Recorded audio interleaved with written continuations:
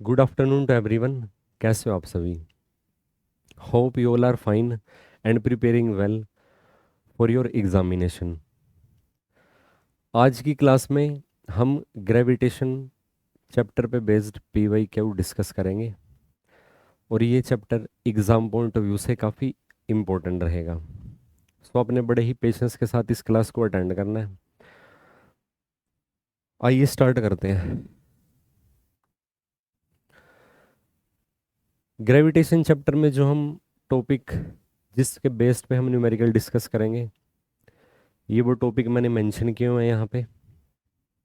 इन पे बेस्ड हम numerical discuss करने वाले हैं। सो आज की क्लास का हमारा जो फर्स्ट क्वेश्चन है उसमें देखते हैं क्या पूछा हुआ है। Range of the gravitational force is. Gravitation force की रेंज के बारे में पूछा हुआ है। जैसा कि आप लोग जानते हो, ग्रेविटेशन फोर्स की क्या कंडीशन होती है, उसमें उसकी जो डिफाइन करते हैं उसमें ये मेंशन किया जाता है कि पूरे यूनिवर्स में कोई भी दो ऑब्जेक्ट हैं, उन ऑब्जेक्ट की जो उनकी आइडेंटिटी है वो बेसिकली उनका मास है। मास से ही उनकी प्रेजेंस है। तो उनके मास की वजह से जो उनके बीच में फोर्स ऑफ अट्रैक्शन एग्जिस्ट करता है उसको बोलते हैं ग्रेविटेशनल फोर्स ऑफ अट्रैक्शन। वो ऑब्जेक्ट यूनिवर्स के किसी भी पॉइंट पे अगर प्रेजेंट हो, बस उनके बीच के डिस्टेंस की हमको नॉलेज होनी चाहिए।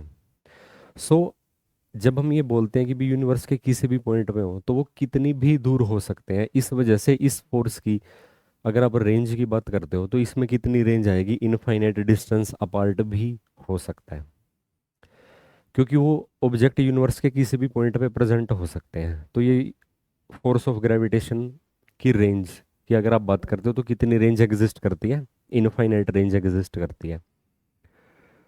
नेक्स्ट वन इज, दो आइडेंटिकल कॉपर स्फीयर है जिनकी रेडियस आर है, उनको ना एक दूसरे के कांटेक्ट में रख दिया गया। अगर उनके बीच के ग्रेविटेशन फोर्स को, जो फोर्स ऑफ अट्रैक्शन उनके बीच में एग्जिस्ट करेगा, अगर हम उसको ना एफ से रिप्रेजेंट करेंगे, तब उसकी ना आर पे डिपेंडेंसी हमको फाइंड आउट करनी है। कुछ इस तरीके का सिनारियो आपको गिवन है। दो आइडेंटिकल कॉपर स्फीयर गिवन आपको, उनकी रेडियस आर है। मान लीजिए उनके मास को अपना कैपिटल एम से रिप्रेजेंट करते हो। ग्रेविटेशन फोर्स जो उनके बीच में एक्ट करेगा वो किस पे डिपेंड करेगा? Universal gravitation constant, mass of the first sphere mass of the second sphere divided by उनके सेंटर को ज्वाइन करने वाली लाइन है, वो बन जाएगा 2r, और इसका आपको करना पड़ेगा स्केयर। सो बेसिकली ये किसके, ये आर के स्केयर के इनवर्सली प्रोपोर्शनल डिपेंड करता है। Force is inversely proportional to the square of the distance between the centre of the sphere. 1/r square पे ये डिपेंड करेगा, यानी कि first option is the right option. Next one is, gravitation force है दो object के बीच में जो एक्ट करेगा, अगर वो ना 1/r स्केयर की बजाय 1/r पे अगर डिपेंड हो। इसमें एक आपको सिचुएशन गिवन है। ग्रेविटेशनल फोर्स जो फोर्स ऑफ अट्रैक्शन होता है वो डिस्टेंस के इनवर्स स्केयर पे डिपेंड करता है। अगर हम डिस्टेंस के इनवर्सली प्रोपोर्शनल उसको कंसीडर कर लें, अब उसके बेसिस पे आपको क्या इंफॉर्मेशन कलेक्ट करनी है। Then a particle in a circular path would have its orbital speed is proportional to. यहाँ पे कुछ ऐसा सिनारियो आपको गिवन है कि एक ऑब्जेक्ट है या एक पार्टिकल है जो सर्कुलर पाथ ट्रेवल कर रहा है, उस सर्कुलर पाथ के सेंटर पे एक दूसरा ऑब्जेक्ट रखा हुआ है। उन दोनों ऑब्जेक्ट के बीच में ना फोर्स ऑफ अट्रैक्शन है, और वो फोर्स ऑफ अट्रैक्शन जो पार्टिकल सर्कुलर पाथ पे रोटेट कर रहा है वही force necessary centripetal force provide कर रहा है, क्योंकि किसी भी ऑब्जेक्ट को सर्कुलर पाथ पे ट्रेवल करने के लिए सेंट्रीपिटल फोर्स की रिक्वायरमेंट होगी। अगर वो force of attraction, gravitational force of attraction 1/r पे डिपेंड करे तो ऑर्बिटल वेलोसिटी या फिर ऑर्बिटल स्पीड की डिपेंडेंसी आपको r पे फाइंड आउट करनी है। कुछ इस तरीके का, एक पार्टिकल ना सर्कल के सेंटर में रखा हुआ, एक दूसरा पार्टिकल ना सर्कुलर पाथ पे ट्रेवल कर रहा है। ये सर्कल की रेडियस r है। Here here the necessary centripetal force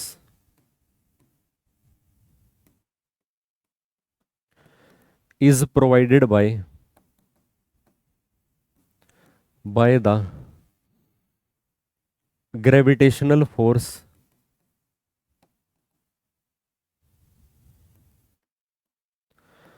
of attraction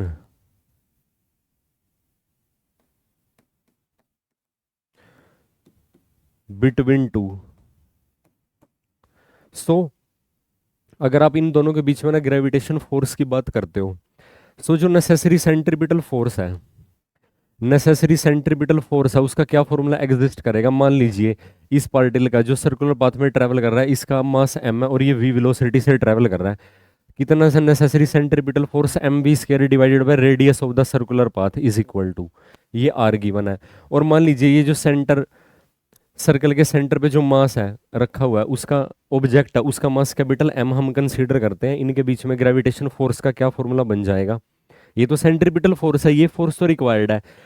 इस फोर्स को प्रोवाइड करने के लिए जो नेसेसरी फोर्स है वो क्या हो जाएगा, इन दोनों के बीच में mutual attraction force of gravitation. अब इन्होंने ये कहा है कि यहाँ पे वैसे तो हम ना 1/r² लिखते हैं, लेकिन यहाँ पे सिचुएशन में दे रखा है आपको फोर्स ऑफ ग्रेविटेशन 1/r पे डिपेंडेंसी माननी है। अब इन दोनों को जब आप कंपैरिजन करते हो ऑर्बिटल वेलोसिटी, अब देखा जाए r से r कैंसिल हो जाएगा। सो अगर आप ध्यान से देखोगे जो ऑर्बिटल वेलोसिटी है वो किस पे डिपेंड कर रही है, r⁻0 पे, उसका स्केयर।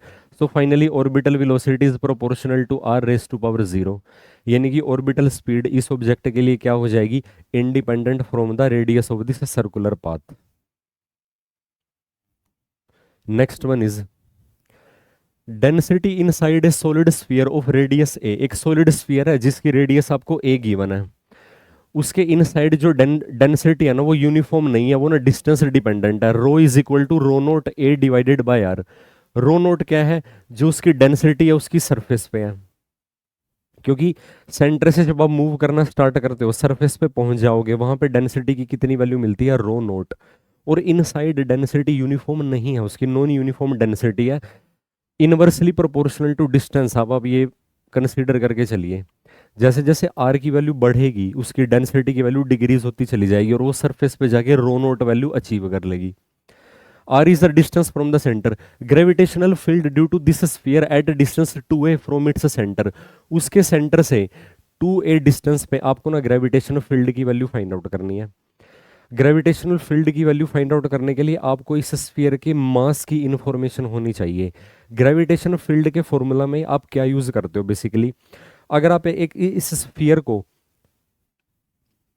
एक पोजीशन पे कंसंट्रेटेड मानते हो, जैसे एक स्फीयर जो गिवन है जिसकी डिस्टेंस डिपेंडेंट डेंसिटी गिवन है, उस स्फीयर से एक दूसरा ऑब्जेक्ट आपको कंसीडर करना पड़ेगा, उनके बीच में जो फोर्स ऑफ ग्रेविटेशन एक्ट करेगा वही आपको ना क्या वैल्यू प्रोवाइड करने में हेल्पफुल होगा, ग्रेविटेशनल फील्ड की वैल्यू कैलकुलेट करने में हेल्पफुल रहेगा। क्योंकि ग्रेविटेशन फील्ड का क्या मतलब होता है, फोर्स पर यूनिट मास। या हम ये कहें कि दो ऑब्जेक्ट के बीच में जो force of gravitation attraction exist करेगा ना, वही तो आपको क्या प्रोवाइड करेगा, ग्रेविटेशन फील्ड की वैल्यू प्रोवाइड करेगा। अब क्योंकि ना डेंसिटी उस स्फीयर की यूनिफॉर्म नहीं है, सबसे पहले तो हम ना स्फीयर ड्रॉ करते हैं। ये स्फीयर है, अब इस केस में आप देखोगे जो स्फीयर है, स्फीयर की जो रेडियस है, स्फीयर की रेडियस आपको कितनी गिवन है, स्फीयर की रेडियस आपको a गिवन है, उसकी सरफेस पे डेंसिटी की वैल्यू रो नोट गिवन है। फर्दर अब इसके सेंटर से ना 2a डिस्टेंस दूर, इसके सेंटर से कितनी दूर, ट्वाइस ऑफ a डिस्टेंस दूर आपको इस पॉइंट पे, मान लीजिए पॉइंट P है, यहाँ पे आपको ना ग्रेविटेशनल फील्ड की वैल्यू फाइंड आउट करनी है। सबसे पहले तो अगर आप ध्यान से देखोगे, हमको ना इसके सेंटर से x डिस्टेंस दूर dx थिकनेस की एक ना शेल इमेजिन करनी पड़ेगी, जिस पे हम क्या कंसीडर करेंगे, जिस पे हम ये कंसीडर करेंगे कि जो डेंसिटी है वो ना यूनिफॉर्म है, क्योंकि और उसका मास भी कांस्टेंट है, क्योंकि जब तक इसकी डेंसिटी ही यूनिफॉर्म नहीं है तो हाँ आप इसके ना इसका मास भी क्या हो जाएगा, डिस्टेंस डिपेंडेंट हो जाएगा ना। तो हम एक इसके सेंटर से आप ना ये कंसीडर करो कि x डिस्टेंस दूर एक dx थिकनेस की शेल अगर आप कंसीडर करते हो इसके सेंटर से ना x डिस्टेंस दूर, dx थिकनेस की एक ना शेल कंसीडर कर लोगे।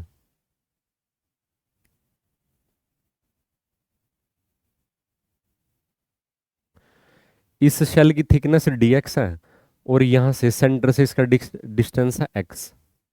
तो इस शेल का ना हम सबसे पहले ना मास फाइंड आउट करेंगे। मान लीजिए इस शेल के मास को मैं ना अगर स्मॉल m से रिप्रेजेंट करता हूं तो वो स्मॉल m कितना हो जाएगा?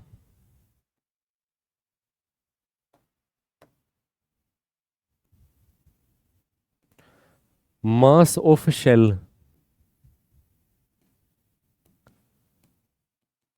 एट ए डिस्टेंस x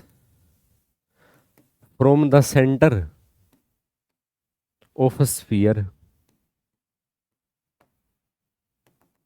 मान लीजिए उसके मास को ना हम m से रिप्रेजेंट करते हैं। वो मास आपको ना कैसे फाइंड आउट करना पड़ेगा? इंटीग्रेशन डीएम की इंटीग्रेशन से आपको फाइंड आउट करना पड़ेगा टोटल मास, क्योंकि इसकी डेंसिटी डिस्टेंस डिपेंडेंट है। अब मिनिमम वैल्यू, क्योंकि ना इस मास को हम ना डिस्टेंस डिपेंडेंट बनाएंगे। अभी देखते हैं मास को हम ना कैसे फर्दर एक्सप्रेस करते हैं। मास को आप ना कैसे लिख सकते हो? डेंसिटी इनटू में वॉल्यूम डीवी, इसको ऐसे लिखा जा सकता है। क्योंकि इसकी सरफेस पे जैसे डेंसिटी, सरफेस पे तो डेंसिटी की वैल्यू कांस्टेंट है ना, इसलिए मैंने यहां पे ना वॉल्यूम को एक तरीके से वेरिएबल की तरह यूज कर लिया। अभी देखेंगे, क्योंकि अगर आप डेंसिटी को वेरिएबल मान के चलते हो तो आपको दोनों में से एक क्वांटिटी तो कांस्टेंट मान के चलनी ही पड़ेगी ना। सो अगर आप रो को एक्सप्रेस करते हो, रो की वैल्यू आपको ना, सबसे पहले तो हम ना वॉल्यूम की बात करते हैं। इसके स्फीयर के सेंटर से एक्स डिस्टेंस दूर जो हमने शेल कंसीडर की हुई है, अगर आप ना इसके लिए क्या बात करते हो, आप इसके वॉल्यूम की बात करते हो, वॉल्यूम को आप कैसे लिख सकते हो? सरफेस एरिया इनटू थिकनेस लिख सकते हो। सरफेस एरिया कितना बन जाएगा? 4 पाई, सेंटर से डिस्टेंस कितना उसका x है, 4 पाई x स्क्वायर, और ये बन जाएगा dx। होप आपको यहां तक का कंसेप्ट समझ में आया होगा। अब इसका मतलब क्या हुआ? अगर फर्दर आप यहाँ पे ना मास की वैल्यू फाइंड आउट करते हो, मास की वैल्यू क्या बन जाएगी? डिस्टेंस, सॉरी, डेंसिटी की dependency rho naught A divided by are, यहाँ पे वैल्यू पुट कर दीजिए। तो ये बन जाएगा इंटीग्रेशन के अंदर रो नोट और साथ में ए है और डिवाइड में आर है। फिर हमको यहाँ पे ना जो वेरिएबल है इन्होंने क्या कंसीडर किया? R is the distance from the centre. आप ऐसा करो, ये जो डिस्टेंस एक्स है इसको ना आर का नाम हमको देना पड़ेगा, क्योंकि हमारे जो डेंसिटी की डिपेंडेंसी है वो ना आर की टर्म्स में मेंशन है ना, तो यहाँ पे इसको आप आर का नाम दे दीजिए। और यहाँ पे तो ये बन जाएगा 4 पाई, ये बन जाएगा 4 पाई r² dr। Hope you understand, यहाँ तक का कंसेप्ट आपको समझ में आया होगा। रो की वैल्यू है rho naught A divided by R. जब आप आर स्क्वायर को आर से डिवाइड करोगे तो आपके पास आर बच जाएगा और फाइनली ये बन जाएगा डी आर। रेडियस की मिनिमम वैल्यू, आर की मिनिमम वैल्यू, ये जो अंदर स्फीयर है इसके सेंटर पे आर की मिनिमम वैल्यू 0, और मैक्सिमम जो डेंसिटी का वेरिएशन आपको दे रखा है, मैक्सिमम डेंसिटी का वेरिएशन इस स्फीयर की रेडियस तक दिया हुआ है, इस स्फीयर की सरफेस तक दिया हुआ है। तो वो आपको कंसीडर करना पड़ेगा स्फीयर की जो रेडियस है। स्फीयर की रेडियस को ना ए से इन्होंने ना डिनोट किया हुआ है, और जो आर है बेसिकली आर उसका सेंटर से डिस्टेंस है, तो ये बन जाएगा यहाँ पे ए। तो ये जो शेल हमने कंसीडर की हुई है, अगर आप इसके ना मास की वैल्यू फाइंड आउट करते हो इसको फर्दर सोल्व करने के बाद, तो आपको क्या वैल्यू मिलती है? तो ये आपको वैल्यू मिलती है 4 पाई a रो नोट। अब r का जब आप इंटीग्रेशन करोगे तो बन जाएगा r² डिवाइडेड बाई 2, और 0 to a उसकी आपको वैल्यू पुट करनी है, r² डिवाइडेड बाई 2 और वैल्यू पुट करनी है 0 से a, still is equal to, यानी कि उस स्फेरिकल शेल का जो हमने मास फाइंड आउट किया वो मास कितना आ जाएगा? तो आपके पास ये वैल्यू आ जाती है 2 पाई। फर्दर जब आप इसको सोल्व करते हो 2 पाई डेंसिटी, और ये बन जाएगा a का क्यूब। अब ये मास देखा जाए तो कांस्टेंट है। अब इस मास की वजह से आपको ना ये मास किसका आया, ये स्फेरिकल शेल जो हमने कंसीडर किया है, ये जिसको मैंने ना पिंक कलर से ड्रॉ किया हुआ है, जो स्फीयर के सेंटर से आर डिस्टेंस दूर है। एक बात आप यहाँ पे ध्यान देना, अगर सॉलिड स्फीयर हो या स्फेरिकल शेल हो, उनके सेंटर से अगर आप डिस्टेंस इतना कंसीडर करो जो उनकी रेडियस से ज्यादा है, ध्यान देना, ऑब्जर्वेशन पॉइंट अगर उनके सरफेस एरिया उनके वॉल्यूम से बाहर प्रेजेंट है, वहां पे एक पॉइंट पे आपको फील्ड की वैल्यू फाइंड आउट करनी है, चाहे कोई भी कंजर्वेटिव फील्ड हो, चाहे वो ग्रेविटेशनल फील्ड हो, चाहे वो इलेक्ट्रोस्टैटिक फील्ड हो। उसका क्या कंसेप्ट होता है, उसके लिए हम क्या करते हैं, उस कंप्लीट शेल को हम कंसीडर करते हैं कि वो कंसंट्रेट हो गई है अपने सेंटर पे, और सेंटर से ऑब्जर्वेशन पॉइंट का जो डिस्टेंस है सिर्फ वो हमको चाहिए, वो डिस्टेंस की वैल्यू आपको कितनी दे रखी है, 2। अब इस स्फेरिकल शेल का हमने ना मास फाइंड आउट कर लिया, उसकी वैल्यू ये आई है, मास आपको पता चल गया। अब इस पूरी शेल को आप ना कंसंट्रेट मान लोगे इस स्फीयर के सेंटर पे, यही तो कंसेप्ट होता है।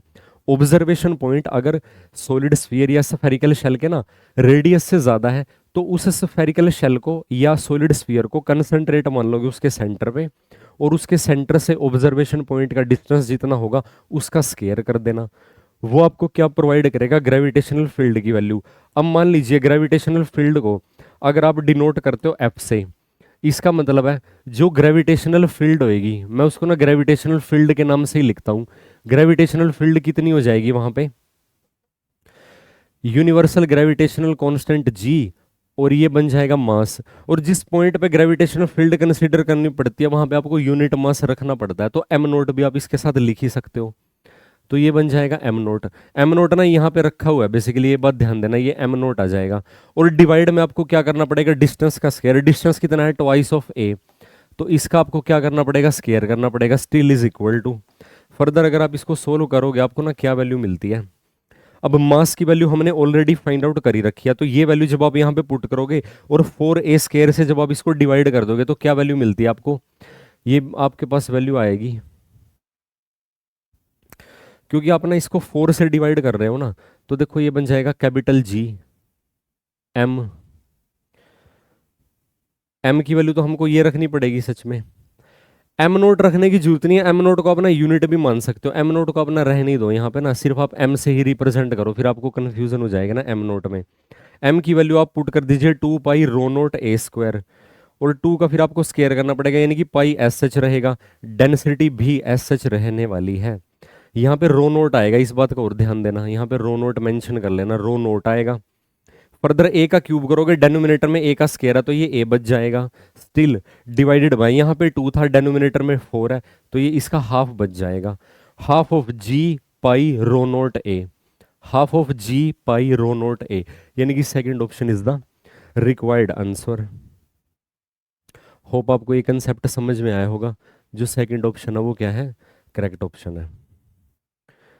नेक्स्ट वन इज, एक यूनिफॉर्म सॉलिड स्फीयर है जिसका मास कैपिटल एम है, उसकी रेडियस आपको ना स्मॉल ए गिवन है, उसको ना सिमेट्रिकली ना सराउंड कर दिया एक यूनिफॉर्म थिन स्फेरिकल शेल से जिसका मास स्फीयर के मास के जितना है, और उसकी रेडियस कितनी है, ट्वाइस ऑफ ए है, स्फीयर की रेडियस का डबल है। ग्रेविटेशनल फील्ड फाइंड आउट करनी है at a distance of 3a divided by 2 from the centre, बिल्कुल जैसे प्रीवियस क्वेश्चन था।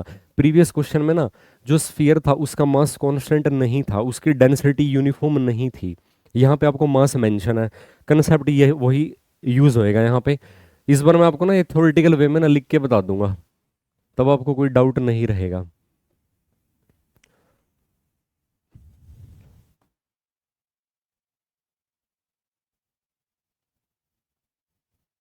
ये स्फीयर है, स्फीयर की जो रेडियस है, स्फीयर की रेडियस ए है, surrounded by symmetrical uniform spherical shell, और जो ये बाहर वाली स्फेरिकल शेल है इसकी रेडियस कितनी दे रखी है, ट्वाइस ऑफ ए दे रखी है।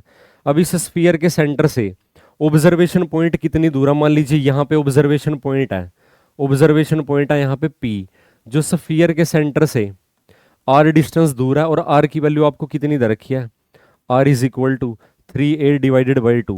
यहाँ पे आपको ना ग्रेविटेशनल फील्ड मान लीजिए उसको आप एफ से रिप्रेजेंट करते हो, ग्रेविटेशनल फील्ड एफ की वैल्यू आपको ना फाइंड आउट करनी है।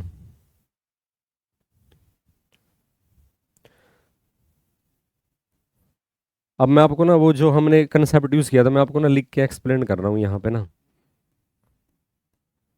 फॉर ए सॉलिड स्फीयर और ए spherical shell,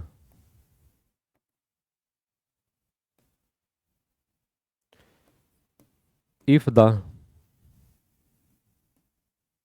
observation point, observation point का क्या मतलब है, जिस पॉइंट पे आप ना किसी भी कंजर्वेटिव फील्ड की वैल्यू फाइंड आउट करना चाहते हो। अब क्योंकि ये ग्रेविटेशन का चैप्टर है, यहाँ पे हम ग्रेविटेशन फील्ड फाइंड आउट कर रहे हैं। इलेक्ट्रोस्टैटिक फील्ड होता तो इलेक्ट्रोस्टैटिक फील्ड फाइंड आउट करते। ये क्वेश्चन है इलेक्ट्रोस्टैटिक फील्ड में भी यूज किया जा सकता है। मास को आपने चार्ज से रिप्लेस करना और कोई मेजर डिफरेंस नहीं होगा। If the observation point is lies outside, then the whole sphere या फिर shell is assumed to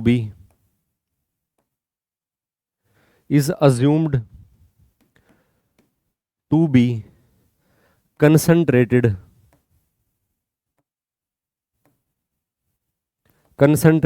at the center and then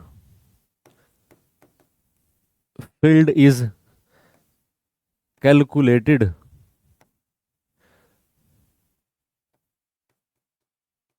exactly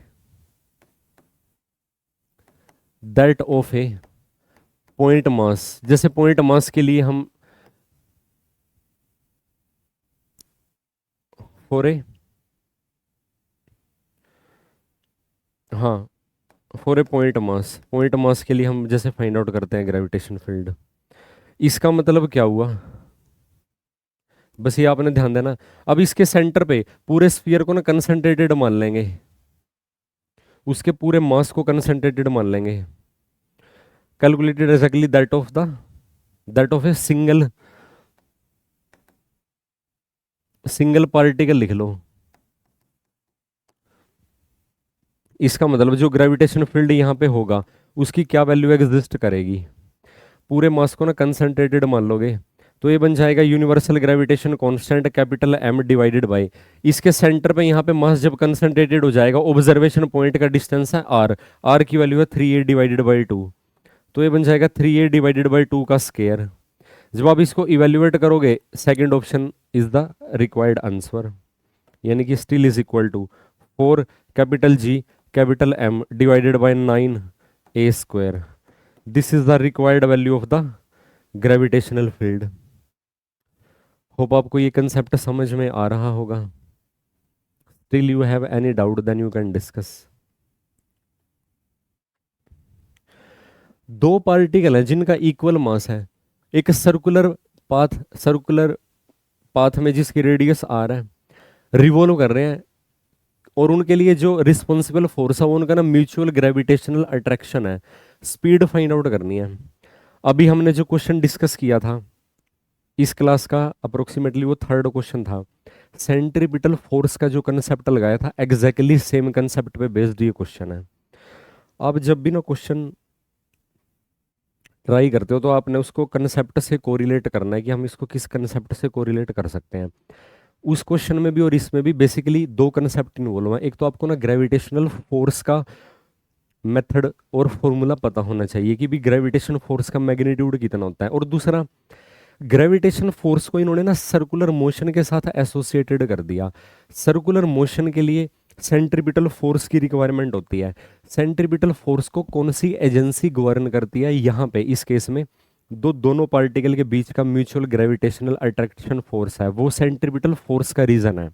वो कंसेप्ट हमने यहाँ पे यूज करनी है। दो पार्टिकल है उनका मास भी इक्वल है।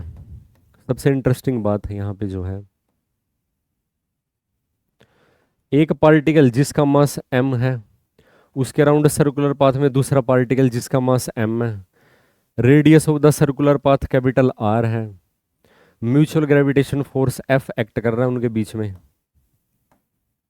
कैसे प्रोसीड करोगे हेयर? नेसेसरी सेंट्रीपिटल फोर्स, अब मैं डायरेक्ट लिख रहा हूं, नेसेसरी सेंट्रीपिटल फोर्स जो यहां पे रिस्पॉन्सिबल होगा वो क्या हो जाएगा, is equal to, necessary centripetal force is equal to mutual gravitational force of attraction, is equal to mutual gravitational force of attraction. इसका मतलब क्या हुआ, सेंट्रीपिटल फोर्स किस पे एक्ट करेगा, जो ये एम मास का पार्टिकल दूसरे एम मास के पार्टिकल के अराउंड आर रेडियस के सर्कुलर पाथ में ट्रेवल कर रहा है, v उसकी वेलोसिटी मान लेंगे, m v square divided by radius of the circular path is equal to mutual gravitation force. दो सेम मास के पार्टिकल, एक रिवॉल्व कर रहा है एक सेंटर पे फिक्स है, एक दूसरे को अट्रैक्ट कर रहे हैं, फोर्स ऑफ अट्रैक्शन तो है ही है उनके बीच में, तभी तो दूसरे पार्टिकल का सर्कुलरली मोशन पॉसिबल है। Capital G, mass of the first particle mass of the second particle divided by square of the distance between them still is equal to, further जब आप इसको सोल्व करते हो आपको ना velocity speed of each particle two of equal mass around a circle of radius R. अच्छा यहां पे ना एक बात ध्यान देना, यहाँ पे जो दूसरा पार्टिकल हमने सेंटर पे कंसंट्रेट मान लिया ना, ये सेंटर पे कंसंट्रेटेड नहीं है, इस बात का एक बार ध्यान देना पड़ेगा हमको। वो दूसरा पार्टिकल वो भी सर्कुलर पाथ में ट्रेवल कर रहा है, यानी कि वो दूसरा पार्टिकल यहाँ पे आ जाएगा और किसी भी मोमेंट पे उन दोनों पार्टिकल के बीच का डिस्टेंस कितना होगा, exactly is equal to the diameter of the circle. यहाँ पे इसको मॉडिफाई कर लेना, वो पार्टिकल सेंटर पे प्रेजेंट नहीं है, वो दोनों ही क्या होते हैं, सर्कल के सरकमफेरेंस पे प्रेजेंट है। सर्कुलर पाथ पे मोशन तो दोनों का ही है, उसके लिए सेंट्रीपिटल फोर्स रिक्वायर्ड होएगा, वो सेंट्रीपिटल फोर्स कौन प्रोवाइड करेगा, mutual gravitational force of attraction. Radius यहाँ पे आपको आर ही कंसीडर करना पड़ेगा क्योंकि दोनों पार्टिकल सर्कुलर पाथ पे ट्रेवल कर रहे हैं, रेडियस दोनों के लिए सेम रहेगी। यहाँ पे इसको मॉडिफाई करना पड़ेगा, मान लीजिए किसी भी मोमेंट पे, मानना भी वैसे क्या है, किसी भी मोमेंट पे जब आप कंसीडर करते हो दो पार्टिकल सर्कल पे जो मूव कर रहे हैं उनके बीच में किसी भी मोमेंट पे आप उनको अगर स्ट्रेट लाइन से कनेक्ट कर दोगे, उनके बीच का डिस्टेंस कितना हो जाएगा, सर्कल के डायमीटर के इक्वल। तो यहाँ पे आपको क्या करना पड़ेगा, 2r का स्क्वायर करना पड़ेगा, 2r का स्क्वायर करना पड़ेगा। इसको अगर आप फर्दर सोल्व करते हो, अब आपको ना ये v के लिए सोल्व करना है, v के लिए सोल्व करना है, इसका मतलब v स्क्वायर की वैल्यू क्या हो जाएगी, m से m कैंसिल हो जाएगा अगर आप ध्यान से देखोगे तो ये बन जाएगा कैपिटल G और न्यूमरेटर में m है और ये r और ये r स्क्वायर है, तो ये बन जाएगा 4r। फर्दर जब आप इसको सोल्व करते हो, इसका मतलब क्या हुआ, जो वेलोसिटी है उसकी वैल्यू कितनी आ जाती है आपके पास, ये आ जाएगा आपके पास अंडर रूट के अंदर capital G m divided by 4r। This is the required answer, यानी कि fourth option is the required answer. Hope you understand the concept. Still you have any doubt then you can discuss. Amount of matter in same weight will be, काफी interesting question है। Acceleration due to gravity के question start हो जाते हैं यहाँ से। अभी तक जो हमने बात की थी वो हमने ग्रेविटेशनल फोर्स की बात की है, ग्रेविटेशनल फील्ड की बात की थी, यहाँ से क्वेश्चन है एक्सेलेरेशन ड्यू टू ग्रेविटी पे बेस्ड स्टार्ट हो जाएंगे। अमाउंट ऑफ मैटर का क्या मतलब होता है, अमाउंट ऑफ मैटर का मतलब होता है मास। अमाउंट ऑफ मैटर का क्या मतलब होता है, मास। अमाउंट ऑफ मैटर क्या होता है, मास। मास की वैल्यू आपको क्या करनी है, फाइंड आउट करनी है। यहाँ पे हमारा ये टारगेट है इस क्वेश्चन में। कंडीशन क्या दे रखी है, सेम वेट। क्या लिखेंगे यहाँ पे, अमाउंट ऑफ मैटर और एक कंडीशन और है साथ में, और सेम वेट। अब हम ये देखेंगे कि भाई अमाउंट ऑफ मैटर होता तो मास है लेकिन सेम वेट भी होना चाहिए। क्या क्या सिचुएशन है, नॉर्थ पोल की सिचुएशन दे रखी है, इक्वेटर का एग्जांपल दिया हुआ और एक मून का एग्जांपल दिया हुआ है। अब ध्यान से बात सुनना, सेम वेट है ना, हम कैसे लिखोगे, वेट एट पोल किसी भी ऑब्जेक्ट का is equal to weight at equator.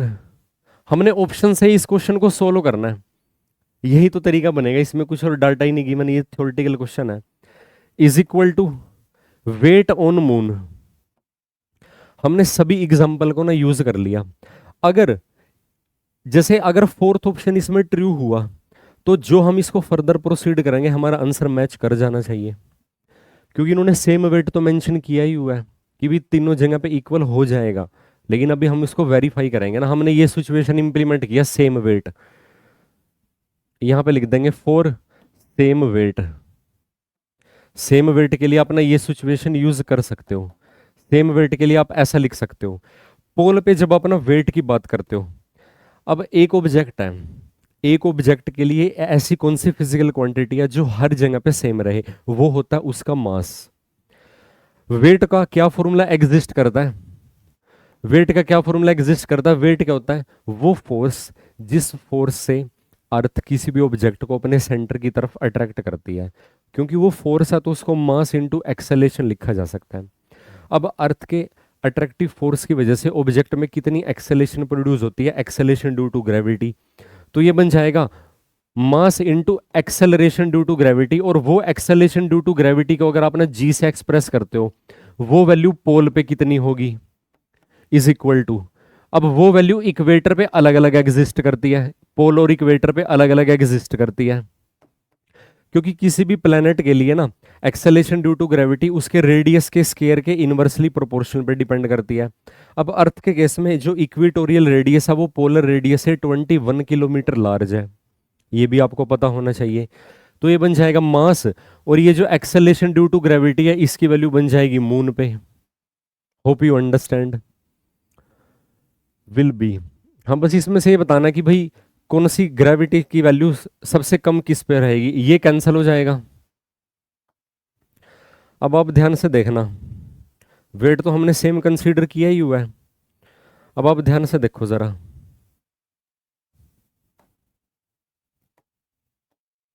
Further जब आप इसको सोल्व करते हो, एक्सेलरेशन ड्यू टू ग्रेविटी, अगर मैं सबसे पहले मून की बात करूं, मून पे जो एक्सेलरेशन ड्यू टू ग्रेविटी है वो अर्थ के एक्सेलरेशन ड्यू टू ग्रेविटी का 1/6% है। पोल पे एक्सेलरेशन ड्यू टू ग्रेविटी, पोल पे जब आप एक्सेलरेशन ड्यू टू ग्रेविटी की बात करते हो, as acceleration due to gravity का ये फॉर्मूला एग्जिस्ट करता है किसी भी प्लेनेट पे जिस प्लेनेट का मास m है, रेडियस उसकी कैपिटल R है। जो इक्वेटोरियल रेडियस है वो ना पोलर रेडियस से ज्यादा होती है, कितना डिफरेंस होता है उनके बीच में, 21 किलोमीटर का, ये भी आपने ध्यान रखना है। अब acceleration due to gravity radius के इनवर्सली प्रोपोर्शनल पर डिपेंड करती है। अब आप यहाँ ध्यान से देखना, मून को तो आप ना कंपैरिजन कर ही नहीं सकते, मून पे तो basically acceleration due to gravity earth के कंपैरिजन में 6th पार्ट है, इसको तो आप ना एक्सक्लूड ही कर देना यहाँ से। तो मेन हमारा ना कंपटीशन इन दो ऑप्शन में बच जाएगा, फिर इन दो में से हमको देखना पड़ेगा। इसको तो आप ना बेसिकली ड्रॉप ही कर सकते हो यहाँ से, तो आपको सिर्फ ना ये दो चीजें कंपैरिजन करनी है। अगर इक्वेटोरियल रेडियस ना पोलर रेडियस से ज्यादा है तो उसके बाद आप क्या लिख सकते हो, अब acceleration due to gravity radius के इनवर्स पर डिपेंड करती है, इसका मतलब एक्सेलरेशन अगर ये वैल्यू कम है तो इसकी वैल्यू लार्ज हो जाएगी।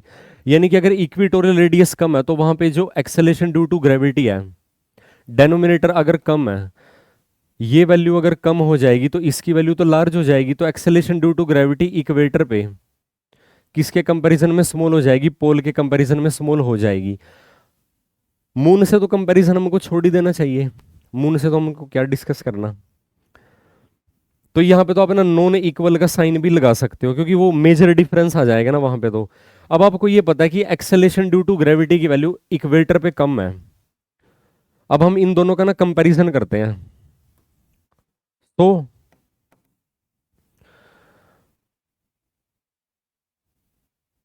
जो वेट था वो एक्सेलरेशन पे डिपेंड कर रहा था, अमाउंट ऑफ मैटर, सॉरी हमने ना ये m को कैंसिल नहीं करना,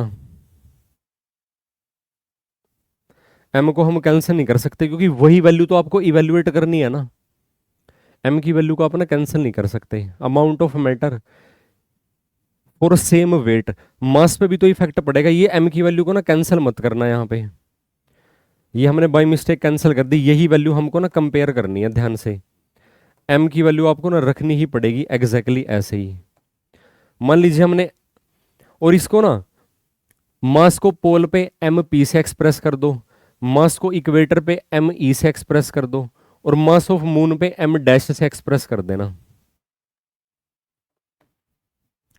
तो हम बेसिकली अर्थ के दो पॉइंट पे ना ये दो वैल्यू कंपैरिजन करके अब इसको स्टडी करेंगे, क्योंकि उसकी ग्रेविटी तो काफी कम है। So mass at pole divided by mass at equator is equal to gravity at equator divided by gravity at the pole. और इक्वेटर पे ग्रेविटी पोल की ग्रेविटी से लेस है, तो ये वैल्यू लेस देन 1 हो जाएगी। इसका मतलब है mass at pole is less than mass at equator.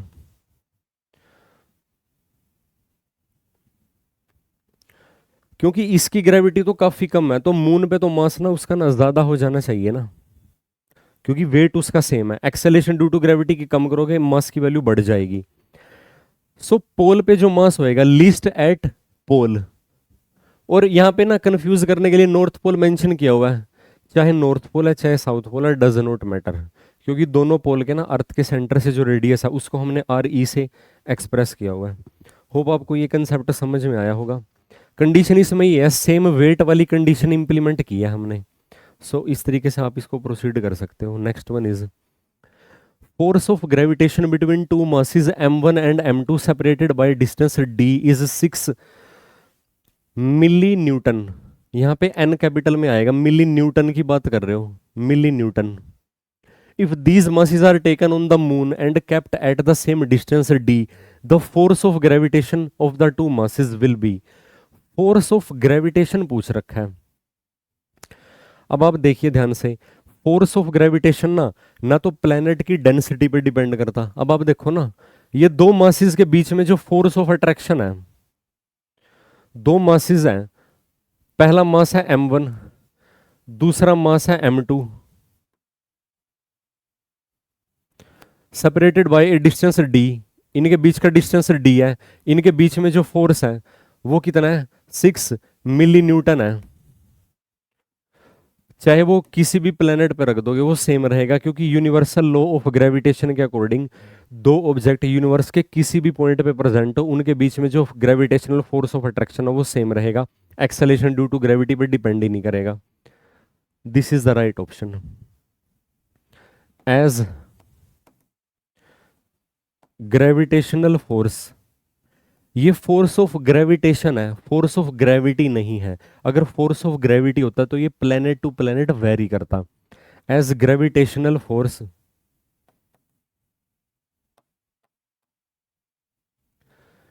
Is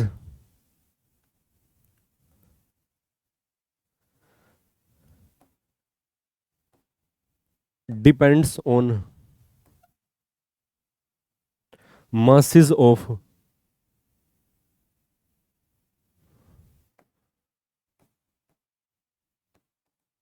particle and distance between them, distance between their center।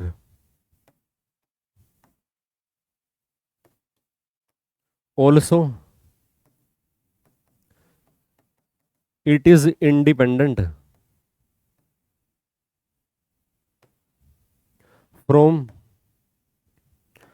gravity। सो इसलिए ये आंसर आएगा कि उन दोनों के बीच में जो फोर्स ऑफ ग्रेविटेशन उसकी वैल्यू सेम रहेगी। If this masses are taken on the moon। Next one is, if the change in value of acceleration at a height h above the surface of the earth is the same as at a depth x below it, then for x, x और h के बीच में relationship बताना, और वो height है above the earth surface, वो अर्थ की radius के कंपैरिजन में काफी स्मॉल है। कुछ इस तरीके से अगर आप कंसीडर करते हो, ये अर्थ की रेडियस है, ये वैल्यू r है,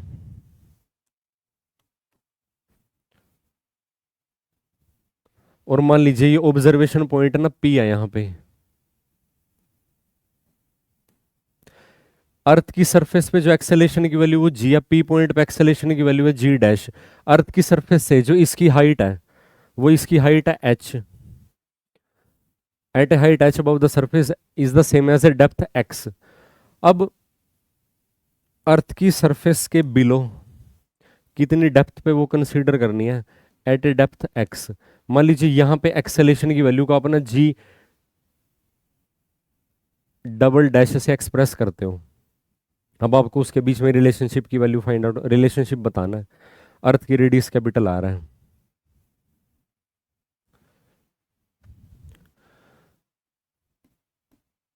फॉर हाइट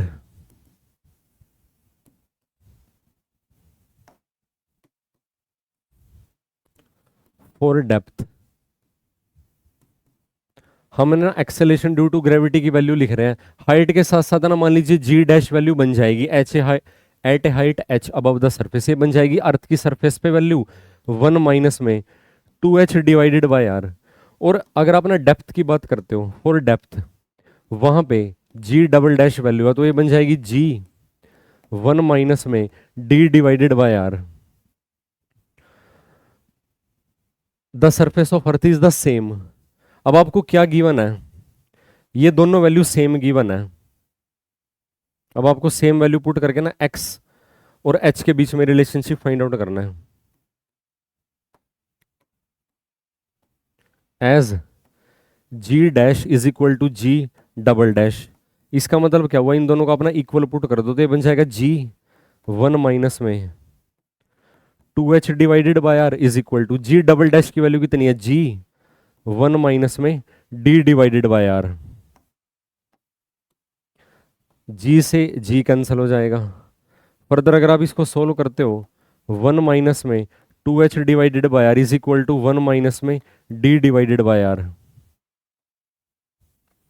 इसका मतलब क्या हुआ, यहां से अगर आप फर्दर सोल्व करते हो 2h is equal to D, लेकिन यहां पे इन्होंने ना डेप्थ को x से एक्सप्रेस किया हुआ है। हमने यहाँ पे डेप्थ को, ठीक है, यहाँ पे ना d की जगह आप ना x लिख लो, 1 माइनस के x डिवाइडेड बाय आर। क्या लिख लीजिए, डेप्थ को ना x से एक्सप्रेस कर दो आप, कोई इशू ही नहीं है। 1 माइनस के x divided by R, x के लिए आप इसको सोल्व कर देना फर्दर। 1 माइनस में x डिवाइडेड बाय आर के लिए आप इसको सोल्व कर दो। इसका मतलब 2h is equal to x और स्टिल इज इक्वल टू, बस h और x के अंदर आपको रिलेशनशिप पता चल गया, x is equal to twice of h, यानी कि third option is the required answer. इस तरीके से आप प्रोसीड कर सकते हो हाइट और डेप्थ के लिए ग्रेविटी की वैल्यू। How far below the earth level will the value of gravitational acceleration be half of gravitational acceleration on the earth surface. How far below यानी कि डेप्थ के हिसाब से आपको एक्सेलेरेशन ड्यू टू ग्रेविटी की वैल्यू कंसीडर करनी है। मान लीजिए वो डेप्थ डी है, डेप्थ डी पे हम कंसीडर कर रहे हैं। अभी हमने जो डायग्राम बनाया था उसके बेसिस पे आप ना सोल्व कर सकते हो। अर्थ की सरफेस पे वैल्यू है जी। अब अर्थ की सरफेस से एट ए डेप्थ डी आप जाओगे, यहां पे एक्सेलेरेशन की वैल्यू है जी डैश, आधी वैल्यू रह जानी चाहिए, हाफ ऑफ द वैल्यू। तो कितनी वैल्यू, कितनी डेप्थ पे जाके ये वैल्यू रह जाएगी, मान लीजिए डी डेप्थ पे ये वैल्यू रह जाती है। So as g dash is equal to ji 1 minus में डी डिवाइडेड बाय आर। इसका मतलब अब जी डैश क्या है, अर्थ की सरफेस का 50%, यानी कि G divided by 2 is equal to ji 1 minus में डी डिवाइडेड बाय आर। जी से जी कैंसिल हो जाएगा, इसका मतलब 1/2 इज इक्वल टू 1 माइनस में डी डिवाइडेड बाय आर। इसका मतलब है D divided by R is equal to 1/2, still is equal to D की वैल्यू बन जाएगी अर्थ की रेडियस का आधा। अर्थ की रेडियस होती है 6400 किलोमीटर, उसका हाफ करोगे आंसर कितना आ जाएगा 3200 kilometre. Second option is the required option,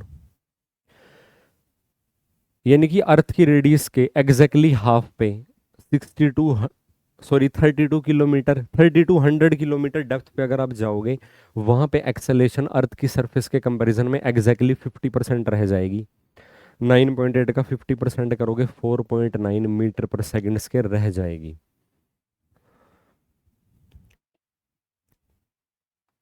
next one is at a height h above the earth surface fractional change in the value of acceleration due to gravity.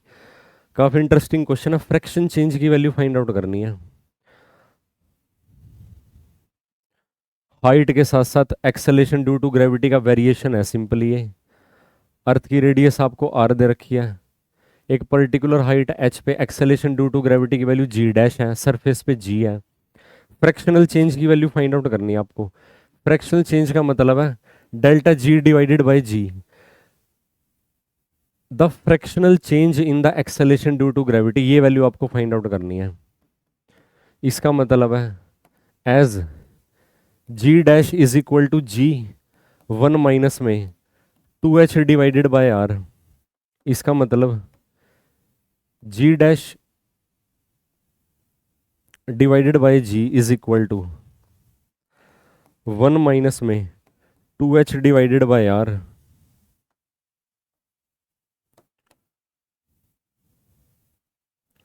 Still is equal to, ये तो value वहां पे रह जाएगी, इतनी value तो ये हो जाएगी अर्थ के सरफेस पे। अब हमको क्या करना है इसमें से ना, क्योंकि क्या बोल रहा है, फ्रैक्शनल चेंज, फ्रैक्शनल चेंज कितना हो जाएगा, जो ये वैल्यू ना g डैश है ये उतनी वैल्यू रह जाती है। इस बात को आपने ध्यान देना। अगर हम ना दोनों तरफ ना 1 वैल्यू सब्ट्रैक्ट कर दें तो कितनी वैल्यू यहां पे आपको ना कंसीडर करनी पड़ेगी। फ्रैक्शनल चेंज ये तो है इनका फ्रैक्शन में, क्योंकि वो वैल्यू ना कम हो जाएगी। डेल्टा जी बाई जी का हमारा मतलब क्या है, अर्थ की सरफेस पे एक्सेलेरेशन ड्यू टू ग्रेविटी की वैल्यू ज्यादा है, एट ए हाइट उसकी वैल्यू क्योंकि डिक्रीज हो जाती है। ये वैल्यू आपको फाइंड आउट करनी है बस। अब कैसे आप इसको मॉडिफाई करोगे, आप ना दोनों तरफ ना 1 सब्ट्रैक्ट कर सकते हो, या उस क्वांटिटी को इधर ले आके ना उसको राइट साइड में लेके जा सकते हो। इसका मतलब मैं डायरेक्ट लिख रहा हूं यहाँ पे ना, 1 सब्ट्रैक्ट करने के बाद आपको ना ये वैल्यू मिलती है g minus G dash divided by G. अगर आप इसको सोल्व करते हो ये क्वांटिटी पॉजिटिव में आ जाती है, 2h divided by R, this is the required answer. 2h divided by R, 2h divided by R, ये फ्रैक्शनल चेंज है एक्सेलेरेशन ड्यू टू ग्रेविटी की वैल्यू में। Next one is if the radius of earth become 3 times, अगर earth की radius को ना 3 times बढ़ा दिया जाए, then what should be the change in density so that the value of acceleration due to gravity does not change. इस question में ना एक्सेलेरेशन ड्यू टू ग्रेविटी के फॉर्मूला का यूज करना है simple, capital G capital M divided by R square. Capital M planet के mass को represent करता है, और हाँ क्योंकि अर्थ के लिए बात कर रहे हैं, और कैपिटल आर अर्थ की रेडियस को रिप्रेजेंट करता है। आपको कि दो क्वांटिटी की टर्म्स में उसको एक्सप्रेस करना है। अगर रेडियस को हम 3 टाइम्स कर दे और density, acceleration due to gravity की वैल्यू में रेडियस और डेंसिटी को इंट्रोड्यूस करना, देखते हैं कैसे करेंगे। अब जैसे देखो ये अर्थ है, अर्थ की रेडियस है वो कैपिटल आर है, अर्थ का मास कैपिटल एम है, अर्थ का वॉल्यूम को वी मान लीजिए, रो अर्थ की डेंसिटी है। एज कैसे प्रोसीड करोगे, एक्सेलेरेशन ड्यू टू ग्रेविटी का क्या फॉर्मूला एग्जिस्ट करता है, capital G capital M divided by R square. Further mass को आप क्या लिख सकते हो, volume into density divided by R square. अब स्फीयर के लिए वॉल्यूम को आप कैसे लिख सकते हो, 4 पाई बाय 3 रेडियस का क्यूब, तो ये बन जाएगा जी रो 4 पाई डिवाइडेड बाय 3 और आर का क्यूब, तो ये बन जाएगा आर का cube divided by R. Further आप इसको कैसे लिख सकते हो, क्योंकि आपको ना रेडियस और डेंसिटी का कॉम्बिनेशन बनाना, तो ये बन जाएगा 4 pi capital G divided by 3, और यहां पे आपको ना डेंसिटी और रेडियस का ना प्रोडक्ट की फॉर्म में आपने इसको एक्सप्रेस कर देना है सिंपल। इसका मतलब एक्सेलेरेशन ड्यू टू ग्रेविटी किसके प्रोपोर्शनल आ जाएगा, रेडियस डेंसिटी और रेडियस के प्रोडक्ट के। अब इन्होंने क्या कहा है, अगर रेडियस ऑफ अर्थ को ना 3 टाइम्स कर दोगे, अगर आप ना रेडियस को 3 टाइम्स कर दोगे और एक्सेलेरेशन ड्यू टू ग्रेविटी को आपने सेम रखना, तो डेंसिटी को 1/3 करना पड़ेगा। Density becomes 1/3, density becomes 1/3। This is the right option, क्योंकि इसको आप ना 3 टाइम्स करोगे तो इसको आपको क्या करना पड़ेगा, 1/3 करना पड़ेगा। होप आपको ये कंसेप्ट समझ में आया होगा। नेक्स्ट वन इज, मैं यहां पे लिख देता हूं अगर आपको डाउट हो तो। जो R2 है, इफ R2 को आप क्या करोगे, if the radius of earth becomes 3 times, 3 times R करोगे, देन जो ρ2 है वो क्या बनेगा, रो का 1/3 बन जाएगा, जिससे डेंसिटी उसकी क्या रहेगी, सेम रहेगी। नेक्स्ट वन इज, दो प्लेनेट हैं, उनका ना सेम मास है, मास उनका सेम गिवन आपको, दो प्लेनेट का जो मास है वो सेम गिवन आपको।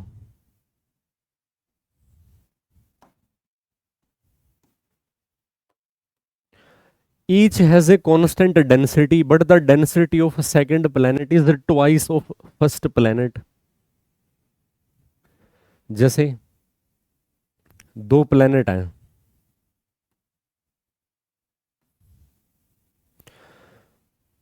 उनका मास सेम है, इसका मास भी क्या है, कैपिटल एम, इसका मास भी क्या बनेगा, कैपिटल एम। इसकी डेंसिटी को अगर आप ना ρ1 का नाम दे दोगे, इसकी डेंसिटी बन जाएगी ρ2, जो उसकी डेंसिटी का डबल है। Is twice of that of planet 1। Identical object of mass M are placed on the surface of planet. Identical mass के ऑब्जेक्ट रख दिए, मान लीजिए यहाँ पे ऑब्जेक्ट रख दिया स्मॉल एम मास का, इस पे भी ऑब्जेक्ट रख दोगे स्मॉल एम मास का। What is the relationship on the surface of, what is the relationship between U1 and U2। और U1 क्या है, gravitational potential energy. Gravitational potential energy basically दो मास के ना इंट्रैक्शन की वजह से एग्जिस्ट करती है। अगर आप यहाँ पे लिखते हो, मान लीजिए इसके लिए ना U1 की वैल्यू आप लिखते हो U1, और इसके लिए आप लिखते हो U2। U1 की वैल्यू, क्योंकि ना ग्रेविटेशनल पोटेंशियल एनर्जी, क्योंकि वो ना एक अट्रैक्टिव फोर्स को एक्सप्रेस करती है, तो वो हमेशा ना नेगेटिव में एग्जिस्ट करती है। ग्रेविटेशनल पोटेंशियल एनर्जी क्या वैल्यू एग्जिस्ट करेगी, माइनस में capital G, capital M, small m divided bye इसकी रेडियस को अगर आप ना R1 का नाम देते हो, इस प्लेनेट की रेडियस R1 है, इस प्लेनेट की रेडियस को आप R2 का नाम देते हो, ये बन जाएगा R2। तो इसकी वैल्यू बन जाएगी माइनस में capital G, capital M, small m divided bye R2। अब आपको ना U2 और U1 के बीच में रिलेशनशिप की वैल्यू फाइंड आउट करनी है, और इनके ना जो मास है उनके मास सेम है। अब आप देखिए जरा ध्यान से, as M1 is equal to M2, mass को आप कैसे लिख सकते हो, volume into density, V1 ρ1 is equal to V2 ρ2, still is equal to, volume को आप कैसे एक्सप्रेस करोगे, वॉल्यूम को 4 पाई डिवाइडेड बाय 3, और ये बन जाएगा R1 का क्यूब, और ये बन जाएगा ρ1 is equal to 4 pi divided by 3 R2 का क्यूब, और जो इसकी डेंसिटी है उसका डबल है, तो ये बन जाएगी twice of ρ1, still is equal to 4 pi by 3, 4 pi by 3 को कैंसिल कर दोगे। सेकंड प्लेनेट की जो रेडियस है वो फर्स्ट प्लेनेट की टर्म्स में अगर आप इवेल्युएट करते हो, इसका मतलब है जब ना आप R2 की वैल्यू यूज करते हो, R2 का क्यूब किसके बराबर आ जाएगा, अगर आप ध्यान से देखो यहाँ पे ना, तो ये आ जाएगा R1 का क्यूब, और इसको आपको डिवाइड करना पड़ेगा 2 से। फिलहाल इसको ना यहां तक करते हैं सोल्व। दोनों प्लेनेट की ना रेडियस के बीच में हमने रिलेशनशिप की वैल्यू फाइंड आउट कर लिया, फर्दर भी आप इसको सोल्व कर सकते हो, कोई इश्यू है ही नहीं इसमें। तो अब आप क्या करोगे, यहाँ पे ना आपको बेसिकली ना पोटेंशियल एनर्जी के बीच में रिलेशनशिप इवेल्युएट करना है U1 और U2 के बीच में। अब हम ना U2 को एक्सपेंड करते हैं, उसमें U1 वाले सारी की सारी टर्म ना इंट्रोड्यूस कर देंगे।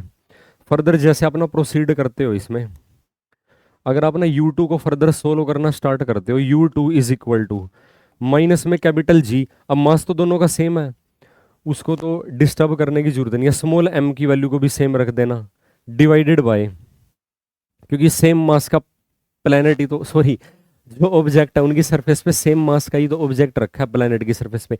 R2 की वैल्यू को ना R1 की टर्म में एक्सप्रेस जब आप करोगे, R2 को जब आप R1 की टर्म में एक्सप्रेस करते हो तो आपको ना क्या वैल्यू मिलती है, तो ये वैल्यू मिलती है R1 का क्यूब डिवाइडेड बाई 2, और इस टोटल की पावर आपको करनी पड़ेगी 1/3, क्योंकि यहां पे R2 की पावर 1 है और यहां पे इसकी पावर क्यूब है। Still is equal to, further जब आप इसको सोल्व करते हो आपको क्या वैल्यू मिलती है, माइनस में, अब 2 ना न्यूमिरेटर में चला जाएगा,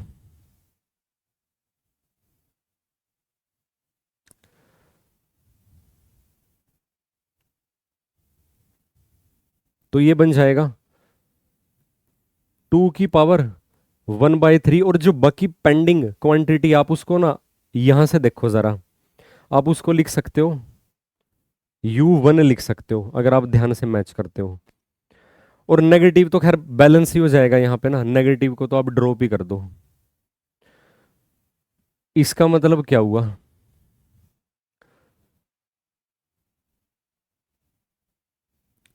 जो U1 है, U1 क्या आ जाएगा, आप इस क्वांटिटी को फर्दर सोल्व करोगे ना आपको ये आंसर मिलता है U1 इज इक्वल टू 2 की पावर 1/3 को एक्सपेंड कर दोगे, डिवाइड करना पड़ेगा राइट साइड में ले जाके, तो ये आंसर आपको मिलता है 0.794 टाइम्स, और ये आ जाएगा आपके पास वैल्यू U2 वाली वैल्यू आ जाएगी।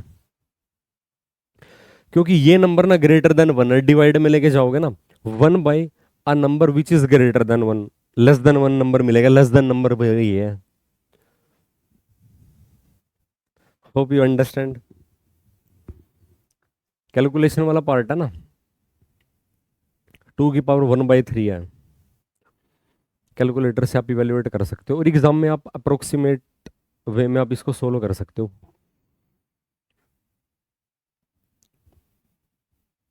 बस आपका मेथड ठीक होना चाहिए, फॉर्मूला जो आप यूज कर रहे हो ना वो ठीक होना चाहिए।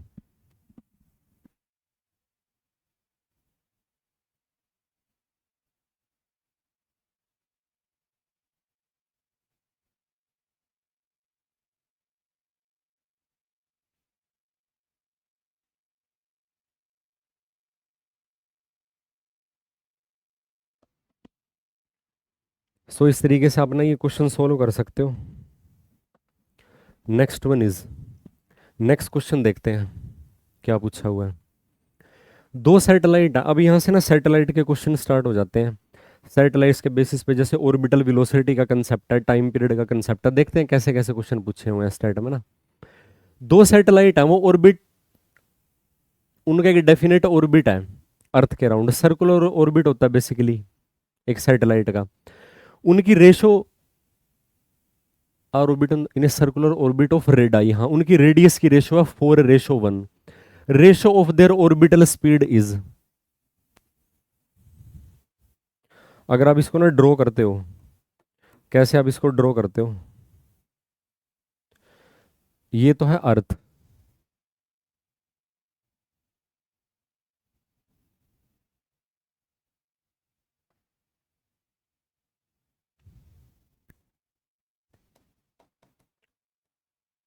ये तो है अर्थ,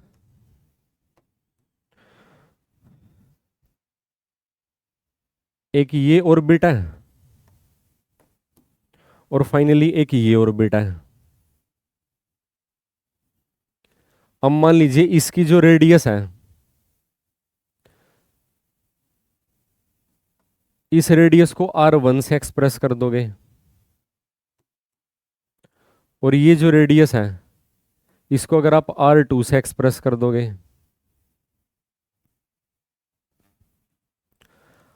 R1 रेशो R2 आपको क्या गिवन है 4:1 गिवन है। इसका मतलब आप ये लिख सकते हो कि भी R1 क्या है, 4 टाइम्स ऑफ R2 है सिंपली। 4:1 तभी तो होगा। Ratio of their orbital speed is, और यहाँ पे सैटेलाइट तो हमने ड्रॉ भी नहीं किया, ये सैटेलाइट है मान लीजिए एम मास का। यहाँ पे भी आप एक सैटेलाइट जो कंसीडर करते हो, एम मास का एक सैटेलाइट है। Orbital speed as, orbital speed का ना ये फॉर्मूला एग्जिस्ट करता है अंडर रूट के अंदर capital G mass of the planet divided by radius of the orbit. Orbital speed जो होती है, जो सैटेलाइट है ना उसके मास से क्या रहती है, इंडिपेंडेंट रहती है। सो अगर आप इसको ना जैसे V2 डिवाइडेड बाय V1 की टर्म में एक्सप्रेस करते हो, तो आप इसको ना कैसे लिख पाओगे, और अंडर रूट के अंदर ये सारी कैलकुलेशन आपने इनवर्सली प्रोपोर्शन टू आ रहा है, तो यहाँ पे जब आप इसको लिखोगे तो ये वैल्यू आपको मिलती है R1 डिवाइडेड बाय R2, ये आपको मिलेगा finally is equal to, under root के अंदर ही आपको ये लिखना है R1 R2, वो इसका 4 टाइम्स है तो ये बन जाएगा 1/4 इज इक्वल टू 1:2 बन जाएगा सिंपली 1:2, क्योंकि जो ऑर्बिटल स्पीड है ना वो रेडियस ऑफ ऑर्बिट के इनवर्सली प्रोपोर्शन पर डिपेंड कर रही है। जैसे कि 4:1 था तो आंसर आएगा 2:1, क्योंकि एक तो अंडर रूट आपको कंसीडर करना पड़ेगा और वो भी इनवर्स में। जैसे V2 के इनवर्सली प्रोपोर्शन R2 है, V1 के इनवर्सली प्रोपोर्शनल R1 है। ऑर्बिटल स्पीड का ये फॉर्मूला है, ऑर्बिटल स्पीड, ये आपने ध्यान देना है। Next one is escape velocity of a body is proportional to nth power of its mass. As nth power क्या हो जाएगी, escape velocity is proportional to nth power of its mass. ये आपको गिवन है, अब n की value निकालनी है।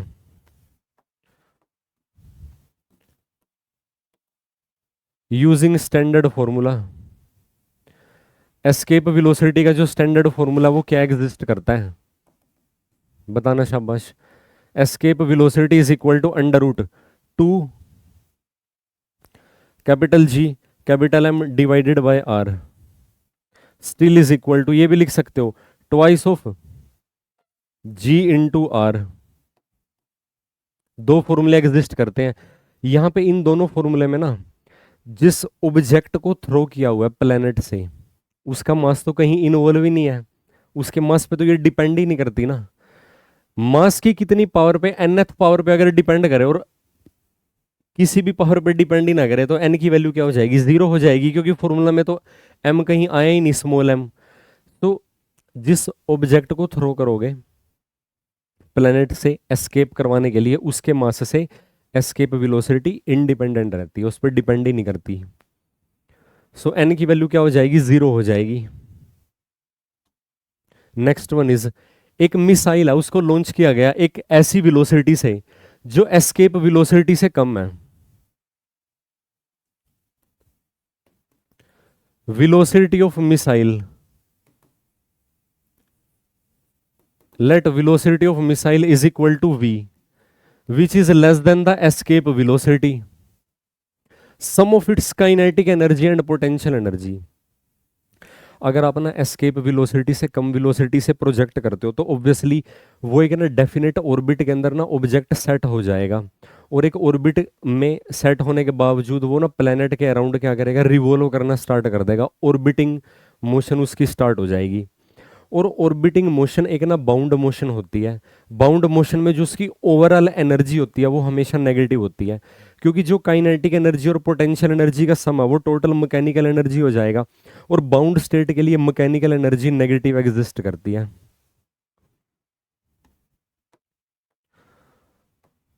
So in this case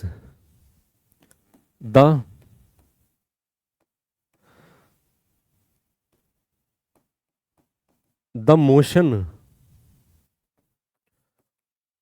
of missile is in a definite orbit around the earth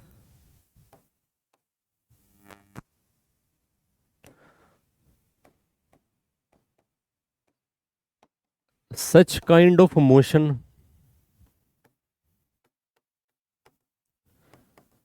is a bound motion, is a bounded motion. Hence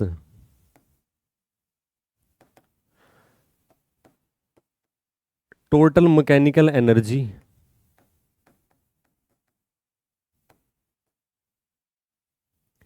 is negative. Bound motion के लिए जो टोटल मैकेनिकल एनर्जी है वो ना negative energy exist करती है. जैसे आप इलेक्ट्रॉन की मोशन स्टडी करते हो न्यूक्लियस के अराउंड, उसकी भी एनर्जी नेगेटिव एग्जिस्ट करती है, क्योंकि इलेक्ट्रॉन का मोशन न्यूक्लियस के अराउंड कैसा मोशन है, एक ना बाउंड मोशन है.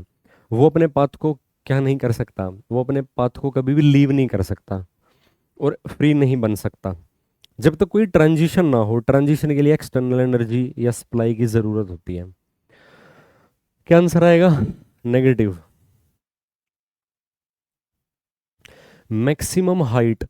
अब यहां से ऐसे क्वेश्चन स्टार्ट होते हैं कि जैसे आप ना सैटेलाइट को लॉन्च करते हो, उसकी टोटल एनर्जी के बारे में डिस्कशन होती है. जो एनर्जी के बेस्ड पे ये क्वेश्चन उस तरीके के हैं. जैसे इससे पहले वाला भी था, उसमें हमने एनर्जी की बात की थी ना. Maximum height attain by a rocket fired with a speed equal to 50% of the escape velocity from earth surface is.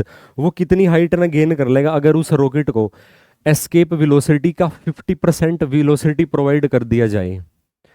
अब मान लीजिए वो रॉकेट जो हाइट गेन करेगा, मान लीजिए यहाँ पे वो रॉकेट है, वो ना h हाइट गेन करता है अर्थ की सरफेस के रिस्पेक्ट में.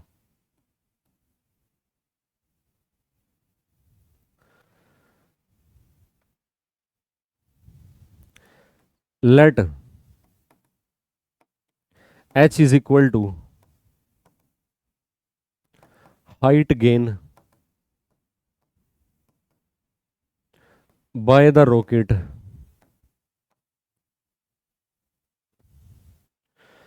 और मान लीजिए ये उसकी ना फाइनल पोजीशन है.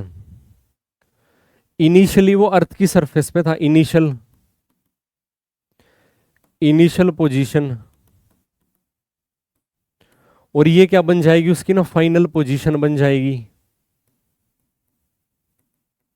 कंजर्वेशन ऑफ एनर्जी आप लगा ही सकते हो यहां पे ना.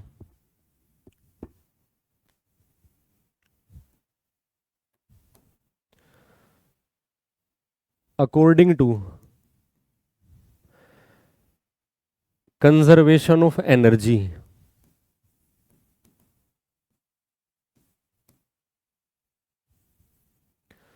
जो उसकी ना मैकेनिकल एनर्जी है, मैकेनिकल एनर्जी है उसकी, किसकी? रॉकेट की सरफेस पे, इज इक्वल टू उसकी मैकेनिकल एनर्जी, या हम ये बोलें कि उसकी इनिशियल पोजीशन पे जो एनर्जी है, या इनिशियल मैकेनिकल एनर्जी बोल दो बस रॉकेट की, is equal to final mechanical energy. Finally किसकी मैकेनिकल एनर्जी की बात कर रहे हो? रॉकेट के बारे में बात कर रहे हैं, और रॉकेट की बात कर रहे हो यहां पे ना. रॉकेट के लिए आप डिस्कशन कर रहे हो. इनिशियल जो अपना मैकेनिकल एनर्जी लिखोगे वो क्या हो जाएगी? Potential energy plus kinetic energy अर्थ की सरफेस पे, इज इक्वल टू, क्योंकि वो मैक्सिमम हाइट गेन करेगा जो फाइनल उसकी एनर्जी होएगी. मान के चलते हो कि फाइनली उसकी पोटेंशियल एनर्जी और काइनेटिक एनर्जी दोनों एग्जिस्ट कर रही है इनिशियली, और ये बनेगा फाइनली. इसका मतलब क्या हुआ?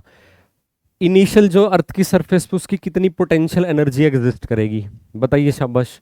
ये एग्जिस्ट करेगी माइनस में capital G, capital M, small M divided by radius of the earth, plus kinetic energy कितनी एग्जिस्ट करेगी? Half of M. उसकी वेलोसिटी का स्क्वायर कर दो, वेलोसिटी कितनी है उसकी, एस्केप वेलोसिटी का 50% है,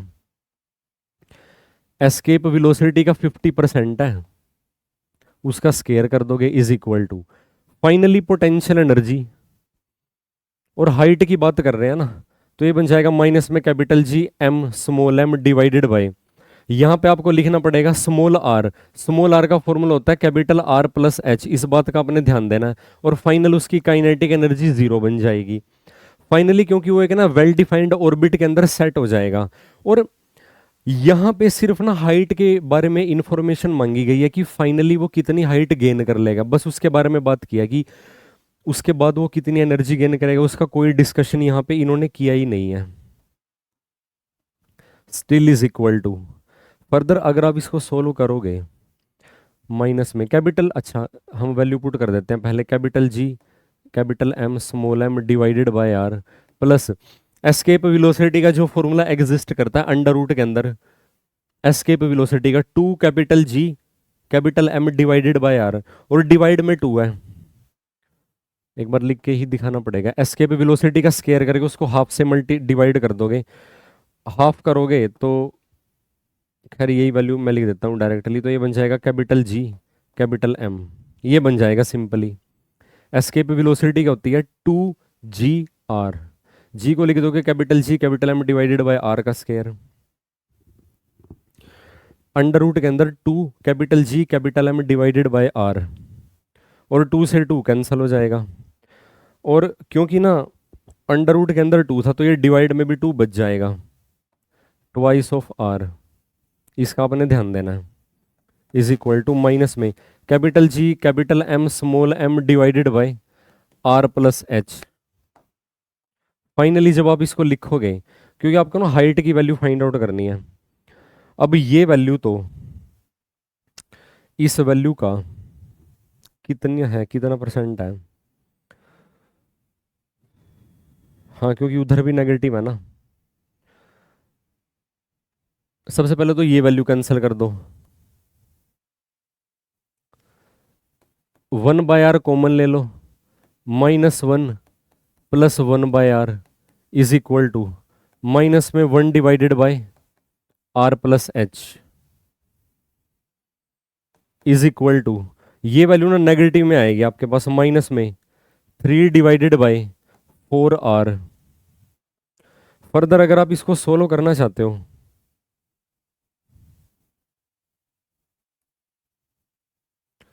फर्दर अगर आप इसको ना सोल्व करना चाहते हो, इसका मतलब क्या वैल्यू मिलती है आपको, आर से तो आर कैंसिल ही हो जाएगा ना, नेगेटिव से नेगेटिव भी cancel, 3 divided by 4r is equal to 1 divided by R plus H, इसका मतलब क्या हुआ 3r plus 3h is equal to 4r, इसका मतलब क्या हुआ h की वैल्यू क्या बन जाएगी, रेडियस ऑफ अर्थ का 1/3, r डिवाइडेड बाय 3, यानी कि fourth option is the right option. Hope आपको ये क्वेश्चन समझ में आया होगा, मैकेनिकल एनर्जी के कंजर्वेशन पे बेस्ड है ये क्वेश्चन, छोटा सा ही तो क्वेश्चन है। Next one is moon would depart from the gravitational field of earth forever, earth की ग्रेविटेशन फील्ड से ना मून परमानेंटली डी अटैच हो जाए, अर्थ की ग्रेविटेशन फील्ड को लीव करके वो चला जाए, if its speed is increases nearly, उसकी स्पीड को कितना नियरली बढ़ा दिया जाए, परसेंटेज में आपको बताना है। अब क्योंकि वो ऑर्बिट कर रहा है, मून क्या है अर्थ का नेचुरल सैटेलाइट है, और एक वो डेफिनेट पाथ में अर्थ के अराउंड ऑर्बिटिंग कर रहा है, मोशन में है, एक वेल डिफाइंड उसके सर्कुलर पाथ की रेडियस भी एग्जिस्ट करेगी। अब उस ऑर्बिटल वेलोसिटी को आपको ना एस्केप वेलोसिटी के अंदर ट्रांसफॉर्म करना है, ऑर्बिटल वेलोसिटी का फॉर्मूला एग्जिस्ट करता है, और एस्केप वेलोसिटी का भी फॉर्मूला एग्जिस्ट करता है। कैसे लिखोगे इसको, for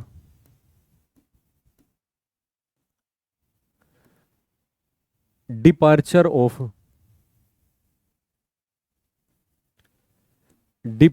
of moon from the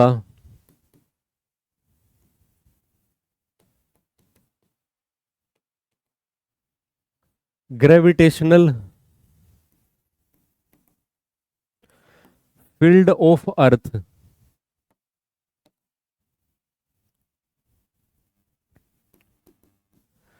its velocity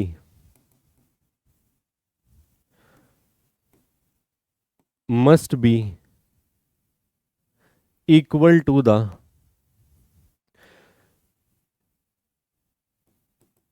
its orbiting velocity. Velocity must be equal to the escape velocity of earth, that is orbital velocity must be equal to the escape velocity.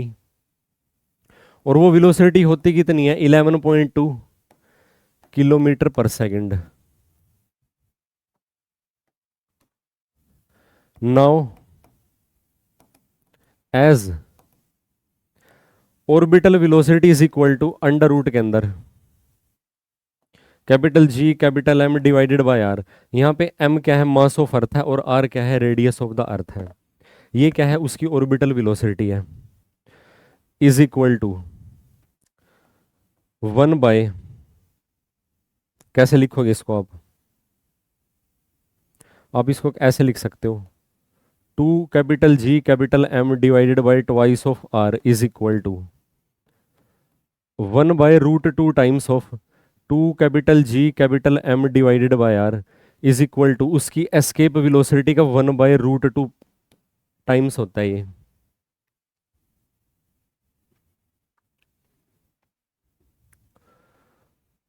और further ये क्या बन जाएगा, approximately कितना बन जाएगा, 42% of escape velocity होता है ये. 42% क्या होता है एस्केप वेलोसिटी का. Hence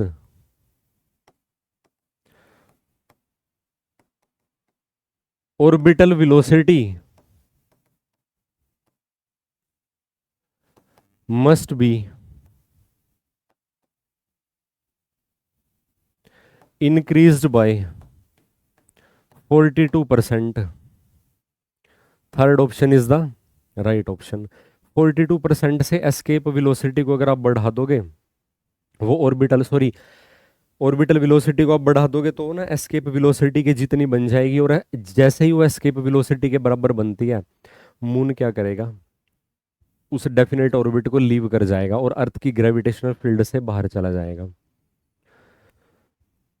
next one is if G is the acceleration due to gravity at the surface of earth. Earth की सरफेस पे एक्सेलेरेशन ड्यू टू ग्रेविटी की वैल्यू कितनी दे रखी है, जी, स्मॉल जी से रिप्रेजेंट किया हुआ है. एक ऑब्जेक्ट है जिसका मास एम है, उसको ना रेज कर दिया एक इतनी हाइट पे, जो हाइट ना अर्थ की रेडियस के इक्वल है.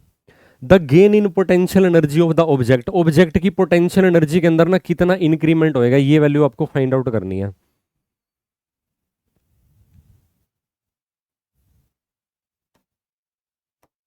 अगर आप इसको डायग्रामेटिकली एक्सप्रेस करते हो, ये अर्थ है, ये अर्थ की रेडियस है आर, एक ऑब्जेक्ट एम है,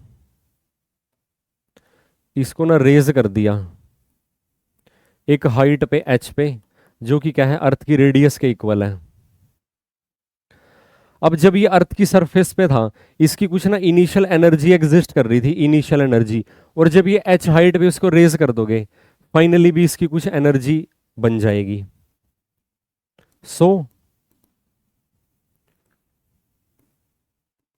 potential energy, gain in energy, कितनी एनर्जी को ये गेन कर लेगा, कितनी एनर्जी को गेन कर लेगा, जो फाइनल इसकी एनर्जी बन जाएगी माइनस में इनिशियल जो इसकी एनर्जी थी. ग्रेविटेशनल पोटेंशियल एनर्जी अर्थ की सरफेस के रिस्पेक्ट में, उतनी वैल्यू उसकी क्या बढ़ जाएगी, उतने अमाउंट वो गेन कर लेगा. इसका मतलब जो गेन इन पोटेंशियल एनर्जी है, अब final potential energy at a height H is equal to R, वो क्या बन जाएगी, माइनस में कैपिटल जी कैपिटल एम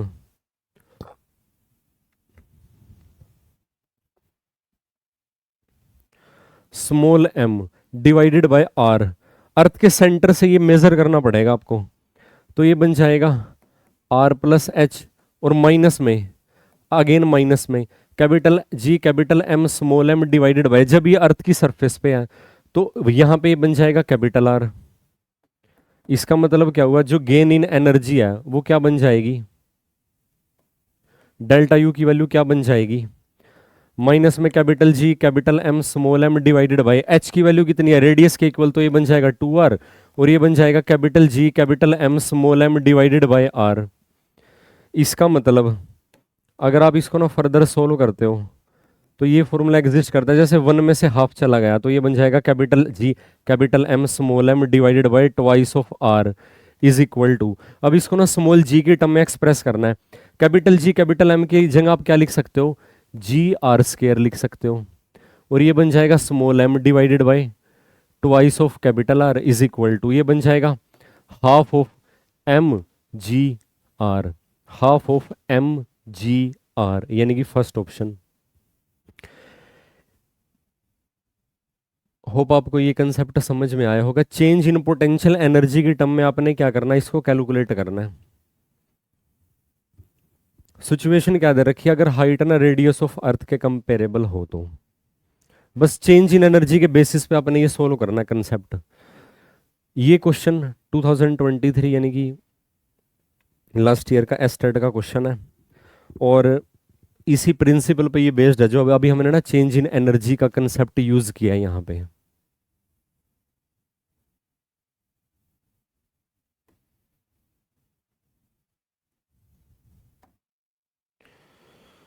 देखते हैं इसको हम कैसे सोल्व करेंगे। चेंज इन एनर्जी के बेसिस पे ही हमको ये क्या करना पड़ेगा, सोल्व करना पड़ेगा। Minimum energy required to launch a satellite of mass small M from the surface of a planet of mass capital M and radius capital R in a circular orbit at an altitude of 2r will be। एक planet आपको given है, ये अर्थ नहीं है, ये जरूरी नहीं है कि भी प्लेनेट अर्थ ही कंसीडर किया जाए, ये इसकी रेडियस कैपिटल आर है, इसका मास कैपिटल एम है। अब इसकी सरफेस से एल्टीट्यूड जो इन्होंने डिसाइड किया हुआ है, अर्थ ये जो प्लेनेट है इसके सेंटर से, मतलब यहां से, अच्छा एल्टीट्यूड यानी कि हाइट की अगर आप बात करते हो एच, कितने एल्टीट्यूड पे रेज करना है इसको, इस प्लेनेट की रेडियस का डबल है। Minimum energy satellite of mass M, और ये जो सैटेलाइट है इसका मास एम है, capital M capital R radius के प्लेनेट से इसको राइज करना है। मिनिमम एनर्जी कितनी रिक्वायर्ड होएगी यहाँ पे, सो मिनिमम एनर्जी की अगर आप बात करते हो, जब ये इस प्लेनेट की ना सरफेस पे था तो यहाँ पे इसकी ना इनिशियल एनर्जी एग्जिस्ट कर रही थी, जब ये इस एल्टीट्यूड पे चला गया तब इसकी फाइनल एनर्जी एग्जिस्ट करेगी। तो जो चेंज इन एनर्जी है बेसिकली उसको आप कैसे इवेल्युएट करते हो, फाइनल एनर्जी माइनस में इनिशियल एनर्जी। और जो आप जब ये ना चेंज की बात करते हो, एनर्जी चेंज की,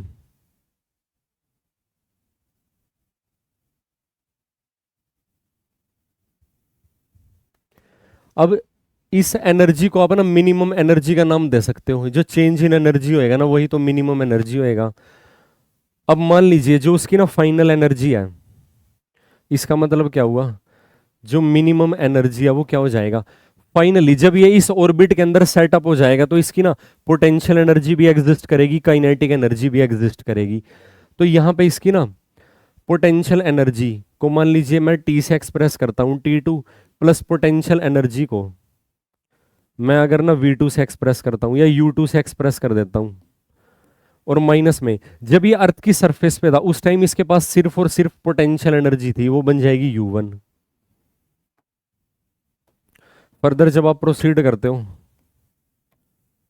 U minimum is equal to final जो इसकी काइनेटिक एनर्जी बन जाएगी तो वो बन जाएगी हाफ ऑफ मास, और उसकी ऑर्बिटल वेलोसिटी का आपको स्केयर करना पड़ेगा इस एल्टीट्यूड में जो h हाइट 2r के इक्वल है, प्लस पोटेंशियल एनर्जी ये बन जाएगी capital G capital M small m divided by earth की रेडियस में ये हाइट ऐड कर दोगे h माइनस में, और अगेन यहाँ पे जो अर्थ की सरफेस पे उसकी पोटेंशियल एनर्जी थी capital G capital M small m divided by earth की सरफेस पे ये बन जाएगा यहाँ पे R। Still is equal to, so minimum energy जब आप फाइंड आउट करते हो यहां से ना, ऑर्बिटल वेलोसिटी, अब जब जिस ऑर्बिट में ये सेटअप हो जाएगा वहां पे इसकी ऑर्बिटल वेलोसिटी कितनी बन जाएगी, capital G capital M divided by, क्योंकि ये एस्केप वेलोसिटी है तो ये बन जाएगा यहाँ पे divided by are. Are earth के सेंटर के रिस्पेक्ट में आपको डिस्टेंस कंसीडर करना पड़ेगा, 3r बन जाएगा यहाँ पे ना, तो ये बन जाएगा 3r। ये ऑर्बिटल वेलोसिटी है और इस वेलोसिटी का आपको क्या करना पड़ेगा, स्केयर करना पड़ेगा, माइनस में capital G capital M small M divided by H की वैल्यू है ट्वाइस ऑफ आर, तो ये बन जाएगा 3r, प्लस यहाँ पे बन जाएगा capital G capital M small M divided by R. Further अगर आप इसको सोल्व करते हो, जो मिनिमम एनर्जी आपको यहां से मिलती है स्टिल इज इक्वल टू, जब इसको आप सोल्व करते हो ओवरऑल ना, capital G capital M small M divided by R को तो आप कॉमन ही ले लीजिए, यहां पे आपको ना क्या वैल्यू मिलती है, यहां पे आपको वैल्यू मिलती है 1 डिवाइडेड बाय 6 माइनस में, यहां पे आपको वैल्यू मिलती है 1 डिवाइडेड बाय 3 प्लस वहां पे आपको वैल्यू मिलती है 1, स्टिल इज इक्वल टू। आप इसको जब फर्दर सोल्व करते हो एलसीएम इसका 6 आ जाएगा, तो ये बन जाएगा 6 माइनस 2 यानी कि 4, 4 में 1 ऐड कर दोगे 6, सॉरी 5, तो ये बन जाएगा 5 डिवाइडेड बाय 6, डेनोमिनेटर में आर है या नोमिनेटर में capital G capital M small M. This is the required answer, यानी कि fourth option is the correct option. Hope you understand the concept. Energy का ध्यान रखना है, जब अर्थ की सरफेस पे तो सिर्फ पोटेंशियल एनर्जी एग्जिस्ट करेगी, जब एक डेफिनेट ऑर्बिट के अंदर सेटअप हो जाएगा तो उस केस में दोनों काइनेटिक एनर्जी भी एग्जिस्ट करेगी, पोटेंशियल एनर्जी भी एग्जिस्ट करेगी, इस बात का आपने ध्यान रखना है।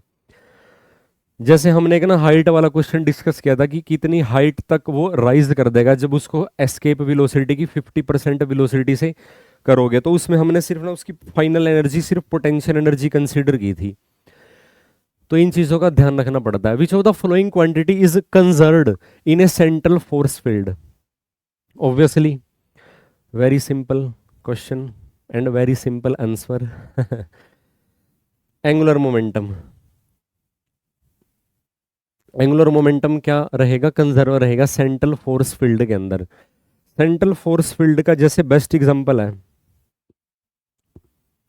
जो प्लेनेट की मोशन है सन के अबाउट, वो क्या है, सेंट्रल फोर्स फील्ड वाली मोशन है, जिसके अंदर ना जो प्लेनेट का एंगुलर मोमेंटम है वो कंजर्व रहता है, और उसकी वजह से ही ना डिफरेंट, अगर आप जैसे एलिप्टिकल पाथ के अंदर मोशन है, तो जब वो प्लेनेट ना सन के नेबरहुड में आएगा तो उसकी वेलोसिटी बढ़ जाएगी, क्योंकि एलिप्स के फोकस के रिस्पेक्ट में जो उसका पोजीशन कोऑर्डिनेट है उसकी वैल्यू डिक्रीज हो जाएगी, एंगुलर मोमेंटम को कंजर्व करने के लिए वेलोसिटी प्लेनेट की बढ़ जाएगी, और जब वो ना पेरेजी पोजीशन पे जाता है तो वहां पे उसकी वेलोसिटी कम हो जाती है, क्योंकि उसका ना जो पोजीशन वेक्टर है उसकी वैल्यू बढ़ जाती है, उसका डिस्टेंस लार्ज हो जाता है, तो वेलोसिटी क्या हो जाती है, कम हो जाती है। एंगुलर मोमेंटम कंजर्वेशन होल्ड करता है। In the weightlessness state the bodies, weightlessness का क्या मतलब होता है, इन weightlessness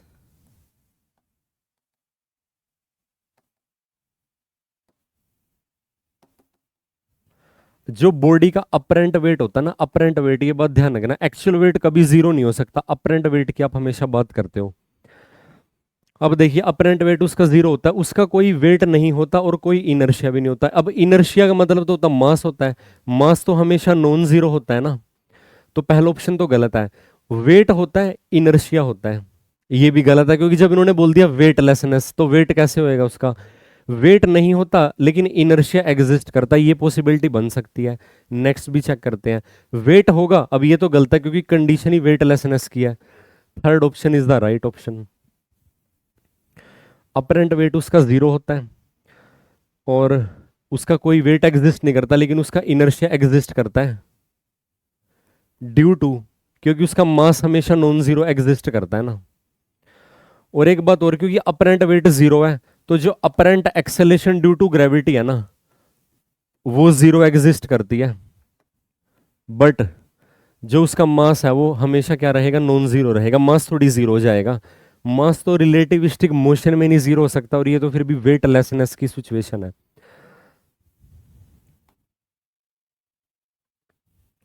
so this is the final question of the today's class. Hope आपको आज का कंटेंट समझ में आया होगा। आपने इस क्लास को मैक्सिमम शेयर करना है ताकि ज़्यादा से ज़्यादा लोगों को इसका बेनिफिट हो सके। फर्दर अगर आपको कोई डाउट हो तो आप उसको डिस्कस कर सकते हो। और इस सॉल्यूशन की पीडीएफ के लिए आपको ना प्ले स्टोर से ऐप डाउनलोड करनी पड़ेगी, Empire of Physics and Maths. वहाँ पे ना फ्री मटेरियल का सेक्शन है, वहाँ से आप इसके सॉल्यूशन की पीडीएफ डाउनलोड कर सकते हो। मिलते हैं नेक्स्ट क्लास में। नेक्स्ट क्लास में जो हम टॉपिक डिस्कस करेंगे वो बेसिकली रहेगा सिंपल हार्मोनिक मोशन का। Thank you very much and have a nice day.